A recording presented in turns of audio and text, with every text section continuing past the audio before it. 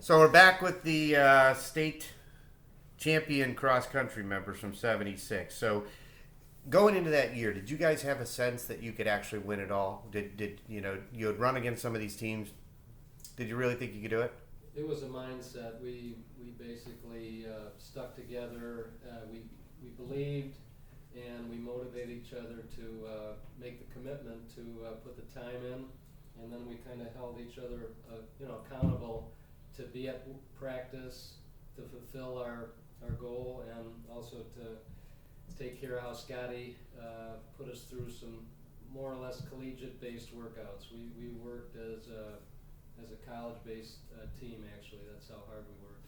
And one of the signs of that, actually, we finished third the year before. We could have won. But another one was like at the SWC in the 2 mile when I was a junior. And Chris, we had the school record was 9:29 in the 2 mile. So we went 1, 2, 3, 9:31, 9:31, and 9:32 or something like that. Chris, yeah. So we knew that we were, to be that close, and that was the school. The SWC record was 9:26.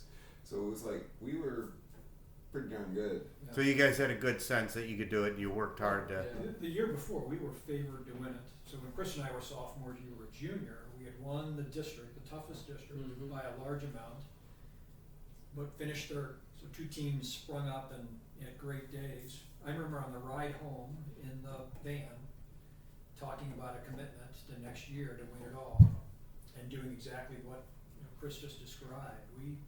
We upped the ante that summer with mileage and the intensity and the commitment. Interesting. How close was some of your well, first of all, what was your record? If you guys had a record, right? You got rated, but and how close were any of the matches? I mean, in that championship in year. In the conference, I think we shut out one of the conference. Ours cross country scores the lowest points win. So if you have 5 guys, and let's say you finish in the top, your team wins 1, 2, 3, 4, 5. You add up those points, and that a shutout is 15. Did you ever have an event where you guys actually finished 1, 2, 3, 4, 5? We had, I think, 17 or SWC meet itself, we had 5 guys in the top Even 6 the or conference, 7. conference meet, Even we in would the have conference meet. at least 4 of the 5 or 5 of the first 7. Somebody from Fairview or Rocky River would sneak in there 4 or 5. Yeah. We'd have the top 5 runners. Wow. Usually. Yeah. Wow. Out of how many kids would normally be in especially like an invitational? How many guys would be running?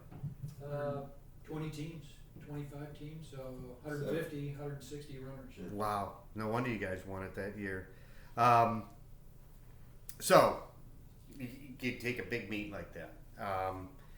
Did things in this sport ever get dicey? Was there ever anything going on out there in the trail? People bumping each other, people doing anything crazy, especially if you guys are finishing top and you're finishing with everybody out front. There had to be some people that were getting frustrated with how good you were. So, anything that ever happened out there? You were too far in the lead. It wasn't. Well, a couple of things. We actually bumped each other in workouts. Jeff still remembers mine. But it's also the one that we all knew was tricky was the district meet. There was a hairpin turn at the quarter mile. And if you didn't make it to that quarter mile in the top, you were in trouble. That's the one that usually came up. But we did have one race. We this is Ashland. You remember Ashland meet our junior year?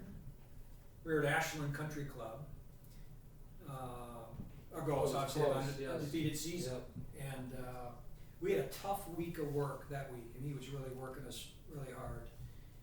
And we won by 1 point, only because a guy from Rocky River in the last 100 yards passed a guy from Amherst and moved us up 1 point. Moved them back 1 and us up 1. Yeah, I do remember that now. 1 point. Oh my goodness. And to us in the front, actually, we had 3 of the front 4 runners, so it looked like we had it easy.